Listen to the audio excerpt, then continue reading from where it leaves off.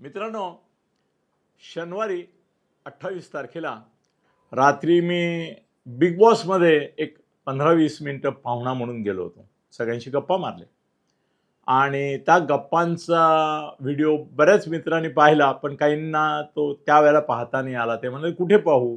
तर जिओ म्हणून जे त्यांचं ॲप आहे त्याच्यावर तो उपलब्ध आहे. आणि ज्या 25,000 लोकांना आम्ही डायरेक्ट पाठवतो त्यांना आज लिंक पण पाठवतोय, म्हणजे ते पण पाहू शकतील. आता येऊया आपण आपल्या विषयाकडे. बरं, आणखीन एक तुम्हाला नेहमी सांगतो ते परत, की माझा अनिल थत्ते गगनभेदी म्हणून जो फेसबुकचा एक हे आहे, पेज आहे, त्याला प्लीज फॉलो करा. त्याच्यावर प्रचंड प्रमाणावर तुम्हाला वाचायला मिळेल आणि वेळ असेल तेव्हा वाचा, जेवढं हवं तेवढं वाचा. काही वेळेला मी यूट्यूबवर कमी व्हिडिओ टाकतो, तिकडे खूप व्हिडिओ येतात, तर तुम्हाला आवडेल तसं, वेळ असेल तसं बघा, सक्ती काहीच नाही. हां, माझा विषय आहे महायुती. भाजप असं नाही आहे, महायुती. आणि मी असा प्रश्न तुम्हाला ठेवला आहे पुढे, की घातपात की आत्मघात?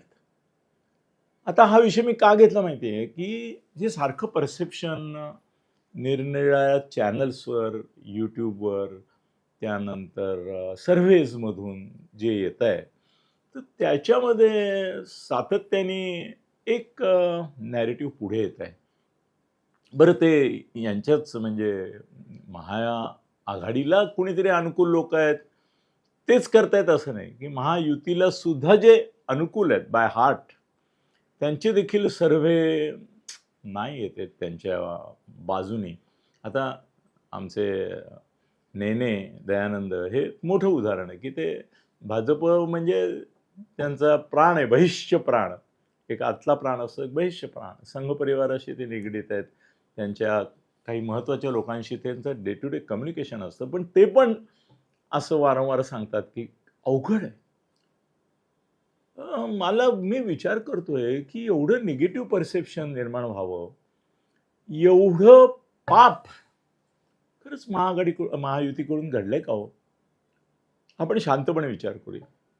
आणि महायुतीच्या बद्दल मी एक समर्थक नाही, पण काही त्यातल्या नेत्यांचा चाहता आहे, कबूल मित्र आहे, अनुकूल पण आहे. मला महायुतीची सत्ता महाराष्ट्रात यावी असं परत वाटतं देखील. म्हणून मी काही वेळा तिडकीने बोलतो. महायुतीतले काही नेते माझे मित्र आहेत, ते म्हणतात, "काय अनिलजी, तुम्ही आम्हाला हे करता." मी म्हटलं, "नाही रे, असं नाही आहे. काही गोष्टी सुचवल्या पाहिजे." मित्रांनी त्या जाहीरपणे सुचवल्या एवढ्या करता, खाजगीत येऊन मी तुझ्याशी बोलू शकतो. पण जाहीरपणे सुचवल्यामुळे एक दबाव तंत्र आहे त्याच्यामागे, एक लॉबी तयार होते, एक प्रेशर गट तयार होतो, ग्रुप, की ज्याच्यामुळे तुम्ही विचार करायला प्रवृत्त व्हाल. मीच एकटा बोललो आणि तुझ्याशी बोललो, नाही होणार. तर कसं माहिती आहे, की खरंच अशी महाआघाडीने पापं केली का हो एवढी महायुतीने, की ज्याच्यामुळे महायुतीची सत्ता झाली? खरं तर असं होतं, मी कोट करतो ना नेहमी, ज्या वेळेला महाआघाडीची म्हणजे उद्धव ठाकरेचं मुख्यमंत्रीपद गेलं ना, तेव्हा संजयचा पहिला उद्गार मी कोट करतोय, संजय राऊतचा मला पहिला उद्गार हा होता, की "अनिल, आमची सत्ता गेली हे बरं झालं." आता लोकांच्या मनामध्ये असा राग, संताप, प्रक्षोभ आणि वैफल्य हे दाटत चाललं होतं आमच्या या 2-2.25 वर्षाच्या कारभारामुळे, की त्यामुळे आता आमचा दारुण असा पराभव जर आम्ही राहिलो असतो तो झाला असता आणि महाराष्ट्रभर आंदोलनं, आक्रोश, एक प्रकारचं लोकांच्या वैफल्याचा उद्रेक असं झालं असतं. योग्य वेळेला एकनाथ शिंदेंचं बंड यशस्वी झालं आणि महायुतीचं सरकार आलं.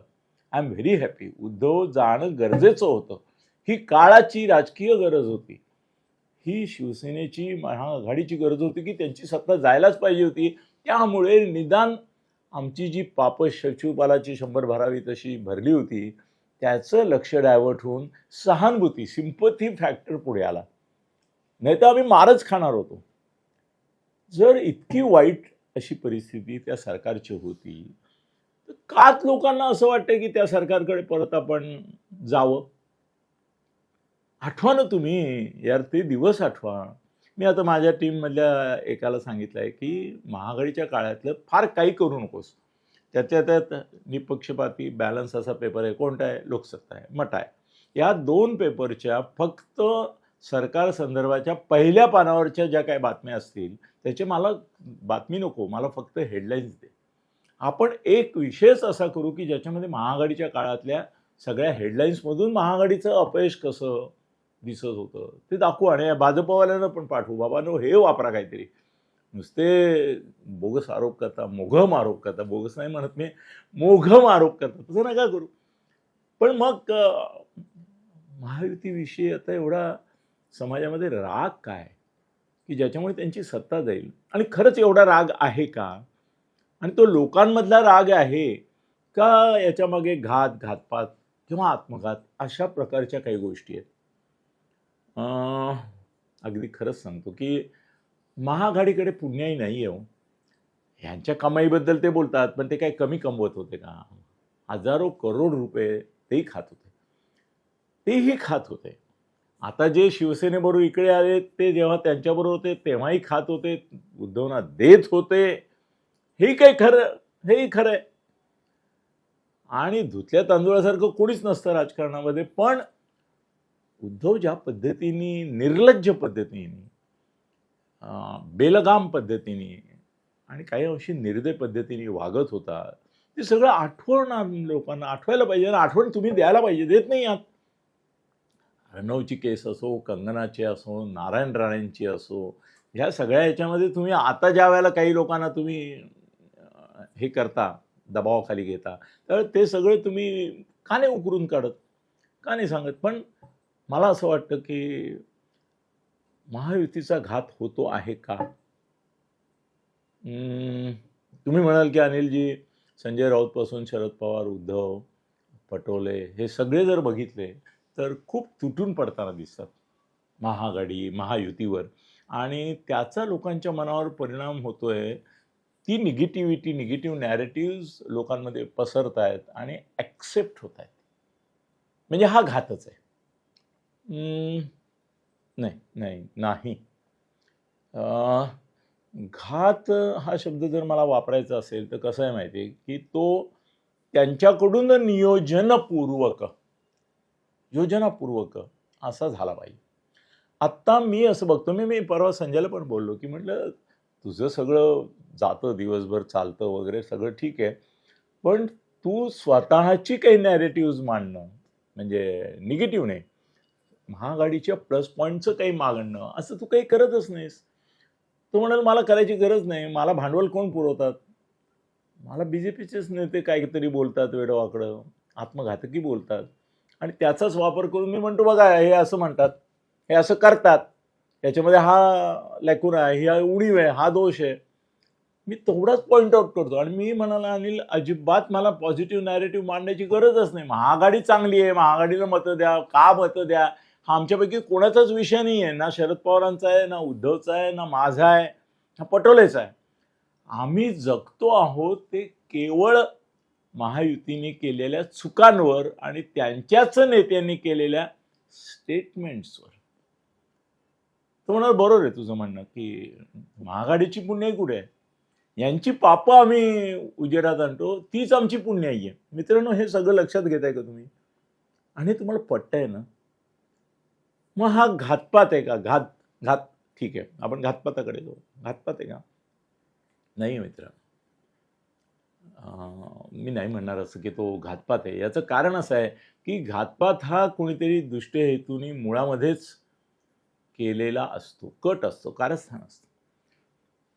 तुम्ही महाआघाडीच्या नेत्यांची जो विधानं काढून बघितली किंवा घटना बघितल्यात तरी, आता तुमचे भाजपचे आजी कोणीतरी फुटतात, दादांचे तर काय अर्थच राहिला नाही. ते दोराने खळल्यावर जशी माळचे मणी चारी बाजूला विखरावे तसं ते होत आहे. असं तर लोक म्हणतात की त्यांच्या 40 पैकी जवळजवळ निम्मे जातील निवडणुकीच्या तोंडावर, म्हणजे मणी ओघळत आहेत. हा घातपात आहे का? नाही ना. शरद पवार कोणाला सांगायला जात आहेत? मी तुम्हाला गॅरंटी देतो, शरद पवार कोणालाही सांगायला जात नाही की माझ्याकडे या. गरज नाही आहे त्यांना. यांचेच लोक इथून उठत आहेत आणि त्यांच्याकडे जात आहेत. एक एक घेऊया ना आपण. अजितदादांचं घेऊया ना, की अजितदादा आत्मघात, माझं म्हणणं आहे तिघही आत्मघात करतायत. कोण? शिंदे गट करतोय, दादा करतायत, अजितदादा, आणि भाजप म्हणून करतोय. मला हे जो काय प्रकार चाललाय, ज्याच्यामुळे महायुतीची सत्ता येईल की नाही अशा तऱ्हेचा संभव निर्माण झालाय, त्याच्यामागे मला आत्मघात दिसतोय. अजितदादा विधानं करून आत्मघात करतायत. अजितदादांची विधानं ही प्रतिकूल आहेत. कुणाला प्रतिकूल आहेत? महाआघाडीला नाही आहेत, महायुतीला प्रतिकूल आहेत. ते जे नॅरेटिव्ज मांडतात, ज्या प्रकारच्या धमक्या देतात, ज्या हे करतात, ज्या प्रकारचं अविश्वासाचं वातावरण त्यांच्याभोवती निर्माण झालं आणि हे खरं होतं. हो, काय सांगायचं आता, काही वेळेला फार सत्य कळणं पण धक्कादायक असतं, की ते अशा मनस्थितीत गेले होते मध्यंतरी, की आपण शरद पवारांकडे माफी मागावी, लोटांगण घालून परत जाऊ. ते तर अमित शहानी त्यांना ब्लॅकमेल केलं, की तुमच्या सगळ्या फाईल कधी ओपन होऊन तुम्हाला परत आत टाकू शकतो. म्हणजे बातम्या खोट्या नव्हत्या ना चॅनलच्या, की ते परत चाललेत का, जाणार का, शरणागती घेणार काय, ते खऱ्या होत्या. चलबिचल होती. त्यांचे मोठे नेते सुद्धा विचलित झाले होते आणि आपसात चर्चा, आणि हे सगळं हल्ली बाहेर फुटतो. तेच लोक सांगतात अशी चर्चा चालू आहे, दादा पण विचार करतायत चुकलं, बायको उभी केली चुकलं, बहिणीच्या विरुद्ध उभं केलं चुकलं, हे चुकलं ते. तुम्ही चुकांची कबुली देताय, पापांची कबुली देताय, त्यावेळेला तुम्ही हात कोणाची बळकट करताय? शरद पवारांचे करतायत, की हा चुकलेला माणूस आहे, हा पापी माणूस आहे, हे तुम्ही स्वतःबद्दलच इम्प्रेशन निर्माण करताय. बरं, बेभरोशाचा आहे, हा चालला तिकडे. तुम्हाला अमित शहानी जर धमकी दिली नसती ना आम्ही ह्याला अजितदादाला, तर राहिले असते का खरंच ते इकडे? निवडणुकीच्या आधी किंवा नंतर, म्हणजे आधी यांच्या साहाय्याने जागा जिंकायच्या, कारण आता शरद पवारांबरोबर जाऊन त्यांना जागा मिळतील अशी गॅरंटी नाही. त्यांची 40 लोक अकोमोडेट करायचे, शरद पवारांकडे एवढ्या जागा कुठे आहेत? उलट त्यांचे जे लोकल विरोधक अजितदादांच्या विरोधात त्यावेळेला गेले आणि त्यांच्याबरोबर शरद पवारांबरोबर गेले, त्यांना ते प्राधान्य देणार. त्यामुळे यांचे गेले तर ते पहिले कन्फर्म करणार की माझी जागा मला देणार का नाही, आणि नाही देते म्हटल्यावर ते बिचारे अजितदादाकडे चिकटून राहणार. पण अजितदादा इतकी हरामखोरी करू शकतात, शब्द वापरला जरा कठीण वापरला, कठोर वापरला, पण करू शकतात, की ते निवडणुकीनंतरही जाऊन मिळू शकतात. त्यांची क्रेडिबिलिटी झिरो. मग हा आत्मघात आहे का नाही? शिंद्यांच्या बाबतीमध्ये असं झालेलं आहे की शिंद्यांवर अजितदादांची एकतर आक्रमण झालं आहे, त्याच्यामुळे बऱ्याच ठिकाणी जागा वाटपात प्रॉब्लेम होतो. दुसरी गोष्ट अशी आहे की शिंद्यांना अमित शहांचा आशीर्वाद आहे, पण फडणवीसांचा तीव्र विरोध आहे. शिंद्यांविरुद्ध जेवढ्या बातम्या येतात, जेवढी नॅरेटिव्ह सोशल मीडियामध्ये येतात, ती कोण सोडतंय? हो, मला माहिती आहे ना, सोशल मीडिया आता माझ्याकडे एजन्सीज आहेत आणि माझ्याकडे तरी काम करतात त्या. तसंच ते मला जेव्हा आमच्याकडे काम करतात, आमच्याकडून पैसे घेतात, त्यावेळेला ते आणखीन कोणाचं काम करतायत ते सांगतात. त्यावेळेला ते भाजपवाल्यांचीही कामं करणारे असतात आणि भाजपवाले त्यांना पैसे देत आहेत एकनाथ शिंदेविरुद्धची नॅरेटिव्ह चालवायला सोशल मीडियावर. सोशल मीडियावर लक्षात ठेवा, शिवसेनावाले नॅरेटिव्ह चालवत नाहीत शिंदेविरुद्धची. शरद पवार तर नाही त्यांचा सेल, पण he is not much interested. Supriya थोडंसं वापरते स्वतः करता, पण असं सोशल मीडियाचा वापर करून प्रतिघात करावा असं नाही आहे शरद पवारांचं. तसं शिवसेनेचं पण तेवढं नाही आहे. माईम बीम ते काय असतं तुमचं, ते सगळं काय रे म्हणतात त्याला, माईम्स ना, काय म्हणतात, मीम्स, ते सगळे भाजपवाले करतात. आणि शिंद्यांविरुद्धचे कॅम्पेन हे काय माहिती आहे, हजारो अकाउंट आहेत त्यांचे, हजारो, आणि त्याच्या माध्यमातून ते नामानिराळे राहून करतात. BJPचे कितीतरी लोक नामानिराळे राहून शिंद्यांविरुद्ध कॅम्पेन चालवतात, हे मला माहिती आहे. मग हा घातपातही आहे, घातही आहे, विश्वासघातही आहे आणि आत्मघात पण आहे ना. अरे, शिंद्यांचे जर कमी झाले, तुमची कशी सत्ता येणार आहे? तुमचे 70-80च्या वर 100चे 70-80 होणार आहेत. तुम्हालाही कळलं आहे. तुमचे नेते खाजगीत बोलतात, फक्त त्यांनी मला म्हणावं की हां अनिल मला कोट कर. मी नाव सांगतो ना तुम्हाला की 70-80च्या पुढे आम्हाला मिळतील असं नाही. मग तुम्हाला जर 70 मिळाले किंवा 80 मिळाले, चला, तर 45 जाण्यासाठी 65 जागा पाहिजेत ना बाबा तुला, 145 होण्याकरता. मग शिंद्यांना अनलेस 40-50 जागा मिळाल्याशिवाय तुम्ही कसे पोचणार? दादाच्या 5-10च्या वर येणार नाही हे तुम्हाला दिसत आहे. त्याही 5-10 जागा तिकडे गेल्या तर काय कराल? तर त्यामुळे शिंद्यांना नामोहरम. आणि खरं म्हणजे फडणवीसांना माहिती आहे की अमित शहा आपल्याला मुख्यमंत्री करणार नाहीत, मुख्यमंत्रीपदाचा चेहरा करणार नाहीत, किंबहुना त्यांना कसं डावललं जात आहे बघा, की आधी सगळी सूत्र त्यांच्याकडे दिली म्हणून पण आलं आणि नंतर 4 त्यांच्याबरोबर आणखीन जोडून पण दिले. आता तर अमित शहा चिप झाले, हो की नाही? म्हणजे फडणवीसांवर त्यांचा पूर्ण अविश्वास आहे. ते फडणवीसांना वापरून घेत आहेत, खरंच वापरून घेत आहेत, की त्यांचं काय थोडंसं एक कट कारस्थान हे ते याच्यात प्रावीण्य आहे आणि विरोधकांना कसं झोडपायचं, तुडवायचं याच्यासाठी लागणारी यंत्रणा त्यांच्याकडे आहे, गृह खातं त्यांच्याकडे आहे. त्याच्या माध्यमातून सुद्धा ते करतात काय काय असतं, ठीक आहे. पण ते कोण नव्हतं करत, तेही करत होते महाआघाडीवाले.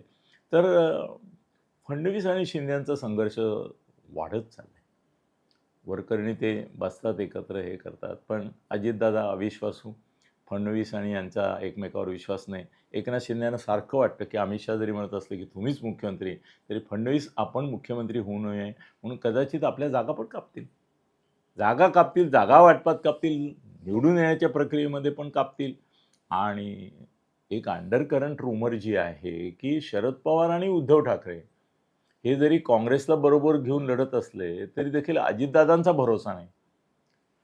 ते जसे शरद पवारांकडे जाऊ शकतात तसे आजही तुम्हाला दिसेल की एक अंडरकरंट शिवसेना आणि शरद पवार वेळ आली तर आपल्याबरोबर यावेत असा भाजपमध्ये आहे. खरंच आहे, खरंच आहे. तुम्ही चौकशी करा, थोडं ना लोकांशी बोला तुम्ही ऑफ द रेकॉर्ड. तुमचे कोणीतरी मित्र असतात की नाही भाजपमध्ये, त्यांना विचारा, अरे काय रे, उद्या उद्धव येऊ शकतात का तुमच्याबरोबर? ते म्हणतील काय सांगता येत नाही. उद्धव आणि एकनाथ शिंदेंचं पॅचअप करून दिलं तर येतील. मुख्यमंत्री म्हणून येणार नाही, पण त्यांचा हा मुलगा आदित्य जो आहे तो उपमुख्यमंत्री म्हणून येऊ शकतो. ते नाही आता मुख्यमंत्री होणार. कदाचित मुख्यमंत्री एकनाथ शिंदे राहूनही होऊ शकतं, पण त्यावेळेला मग फडणवीस जोर मारणार, तोही प्रॉब्लेम आहे. पण खरं सांगू का, अजितदादा काय काँग्रेस नाही जाणार फक्त भाजपबरोबर, याच्यापैकी बाकी कोणीही जाऊ शकतात. निवडणुकीनंतर तुम्ही अकल्पित अशा एका पुनर्रचनेची हे करू शकता, अपेक्षा किंवा एक कल्पना. आणि शिंदे आणि भाजपचा आत्मघात तर त्यांचेच नेते करतात. ज्या वेळेला गडकरी म्हणतात की माझी बहीण योजनेकरता इतका पैसा खर्च होतोय की उद्योगांना यांना त्यांना काही पैसे मिळणारच नाही. मला तर वाटतं सगळ्यात मोठा हत्यारा जर महायुतीचा कोणी असेल तर ते गडकरी आहेत. मोदींचे तर तो दुश्मनच आहेत, पण आता त्यांनी दुश्मनी महाराष्ट्रात ते आणि गडकरींना त्या कमिटीत घेतलंय महाराष्ट्रात नेतृत्व करणाऱ्या, जे पूर्ण जर तुम्ही लाडकी बहीणवर यांनी विरोधकांनी टीका केली तर किती चिडता. गडकरीच म्हणतात की उद्योगाने आशाच धरू नये, लाडकी बहीणमध्ये पैसे गेलेत. गडकरी मनातल्या विष ओकतात, त्यांच्या तोंडातून सतत विष वपन होत असतं. अरे रे, गडकरीच क्रेडिबिलिटी घालवतात विरोधकांपेक्षा. त्यामुळे हा मित्रांनो घात, विश्वासघात, घातपात आणि आत्मघात असं सगळं थोडं थोडं आहे. पण 50% आत्मघात आहे आणि 25% घात आणि घातपात आहे. धन्यवाद.